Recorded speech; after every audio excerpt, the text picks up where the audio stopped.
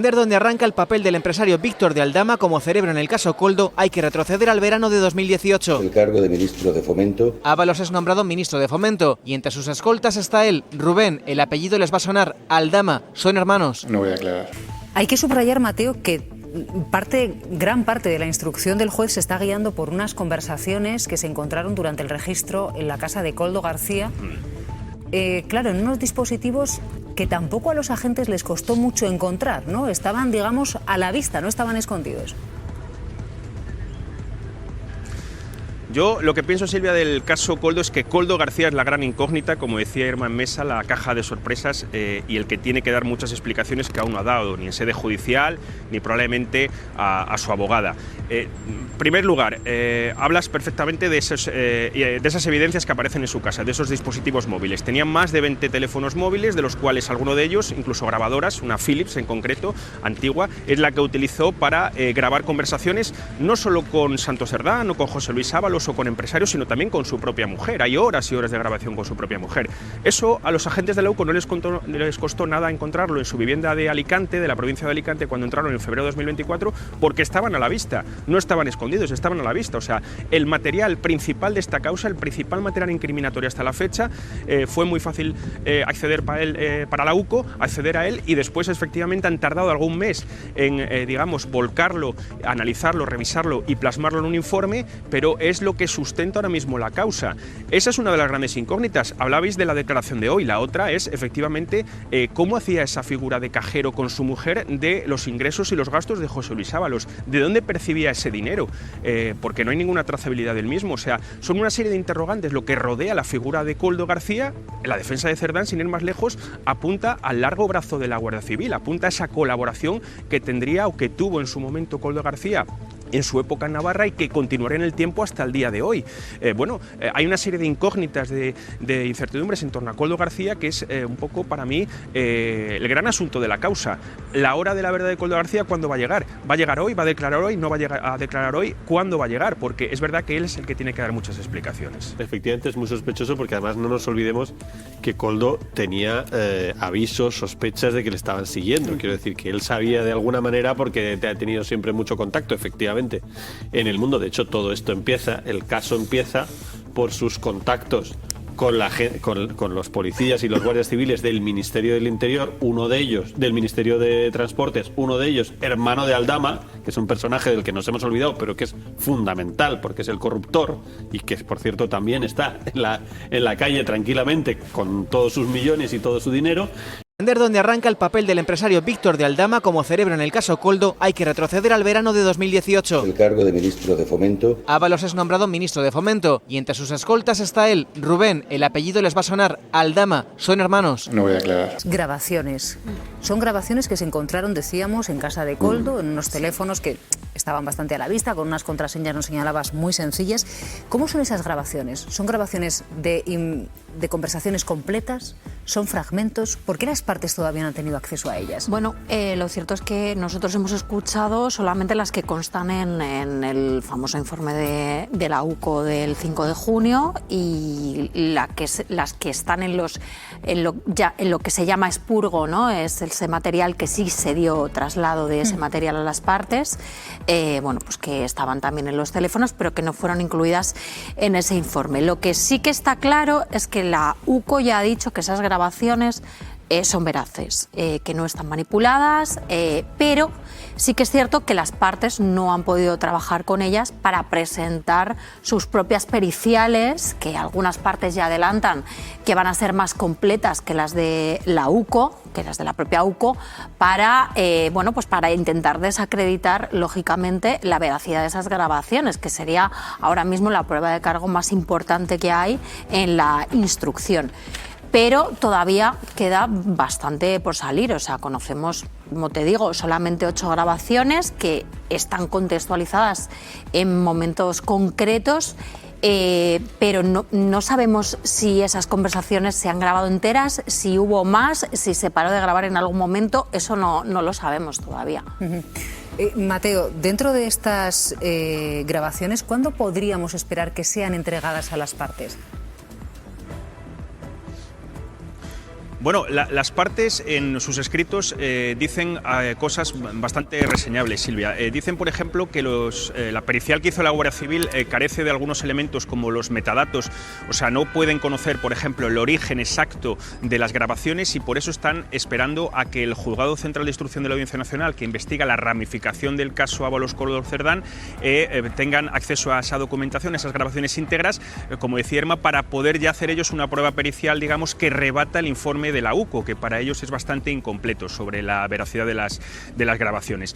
Efectivamente, esto está pedido, aún no se ha mandado, con lo cual hay aún días de por medio y semanas de por medio para que las defensas, en este caso la de Santos Cerdán, nos lo comentaba bien hace poco, presente su informe pericial que efectivamente rebatirá, digamos, las conclusiones a las que llegó la Guardia Civil, dando veracidad a las grabaciones que hizo Koldo García.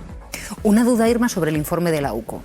El informe, la UCO lo escribe después de analizar todas las conversaciones que tiene delante en esas grabaciones, ¿o solo ha analizado una parte de las grabaciones?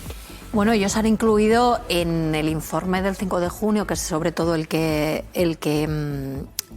contiene esas grabaciones, aunque también es cierto que en este último informe que hemos conocido se incluyen conversaciones de WhatsApp y también hay algunos audios que se han incluido, que hemos ido conociendo. Sabemos que ellos han incluido lo que han considerado que tiene interés para la investigación y sobre lo que pueden construir, digamos, ese informe con esas conclusiones. Pero me refería, el informe que ha hecho la UCO lo ha hecho después de analizar todas las conversaciones que tenía Koldo García, ¿o solo han analizado hasta ahora una parte de esas conversaciones? Pues es que fíjate, Koldo García pidió el otro día que le devolviesen los dispositivos. El juez le dijo que no, porque todavía quedaba, o sea, había mucho material todavía por analizar, por tanto entendemos que debe haber más. Y fíjate qué interesante lo que decía Koldo sobre algunas de las cosas que hemos ido conociendo en los últimos días, porque bueno, no sabemos si va a declarar o no, pero algunas de las explicaciones que daba, como por ejemplo a esto del papel, ¿no? Del papel que la UCO dice que era dinero en efectivo. Él dice que si pudiera acceder a la cadena completa de comunicaciones con su mujer, podría demostrar las conversaciones de Patricia Uriz, la exmujer de Koldo, con los empleados del ministerio para demostrar que efectivamente eso era papel, eran folios que José Luis Ábalos necesitaba. Y respecto a los soles, las lechugas y las chistorras, dice que la interpretación que hace la UCO en el informe es errónea porque él con los soles, pues bueno, que esa denominación corresponde a la moneda de curso legal en la República de Perú. O sea, estas son algunas de las explicaciones que Koldo da en ese escrito cuando pide tener acceso a esos dispositivos que, como te digo, el juez le ha dicho que de momento no, porque todavía hay cosas por analizar. Bueno, ¿qué sabemos de esas grabaciones que dice el juez Mateo que todavía quedan por ser analizadas y que estarían en manos no solo del juez, sino también de la Unidad Central Operativa de la Guardia Civil?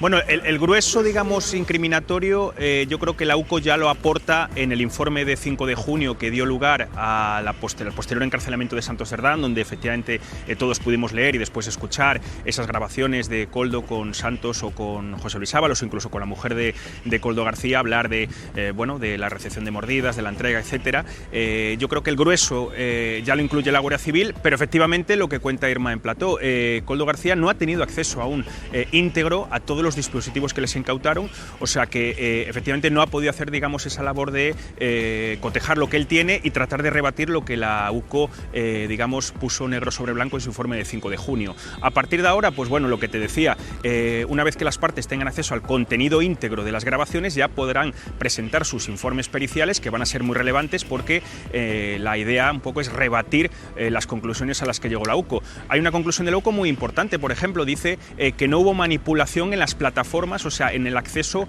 a los iPhone de Koldo García, o sea, eso no se manipuló. Bien, pero para las defensas, como te decía, hay elementos que la UCO no introduce en su informe, los metadatos, el origen de las grabaciones, si hay terceros intervinientes, en fin, una serie de datos que para ellos son muy relevantes y que quedarán plasmados en sus informes. Bueno, y a todo esto, la empresaria Carmen Pano ha compareció ayer en la Comisión de Investigación del caso Koldo en el Senado y se ha ratificado, asintiendo la cabeza, en lo que declaró en la Audiencia Nacional. Usted se ratifica en que ha llevado 2 bolsas con 45.000 euros a la sede del PSOE. Entiendo que usted se ratifica. Me ratifico. Es lo único que ha dicho, asintiendo la cabeza porque se ha acogido a su derecho a no declarar. Únicamente, como les decíamos, ha asentido ante las preguntas del senador del Partido Popular. Ante el juez, Pano aseguró haber llevado 90.000 euros en metálico a Ferraz por orden de Víctor de Aldama. Que no sé, Irma, hasta qué punto se pudo confirmar esta información o pudo aportar alguna prueba a ella precisamente en su declaración ante el juez. Bueno, ella lo declaró tanto en la Audiencia Nacional, donde está investigada por la causa de hidrocarburos, y lo declaró también en el Supremo, donde fue como testigo. Pruebas.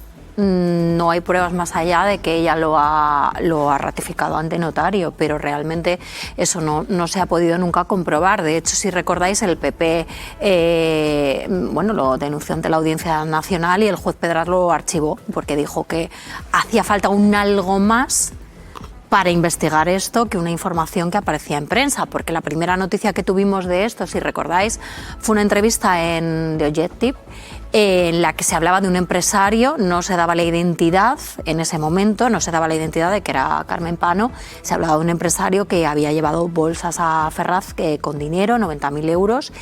Ahí fue cuando el PP acudió a la Audiencia Nacional y el juez Pedraz dijo, bueno, hace falta algo más para investigar esto, pero más allá de su declaración ante notario no hay nada. ¿Tú cómo lo ves, Mateo?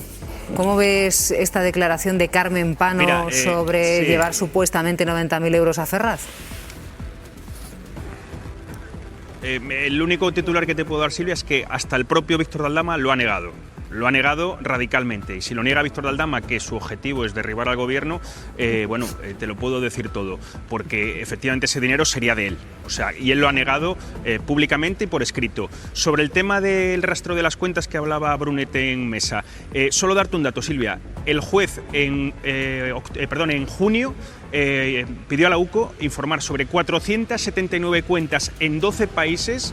O sea, no solo en España, sino cuentas también en el extranjero ubicadas en 12 países de las constructoras, de las 4 constructoras y de los 5 empresarios que están investigados en el caso Ábalos Koldo Cerdán.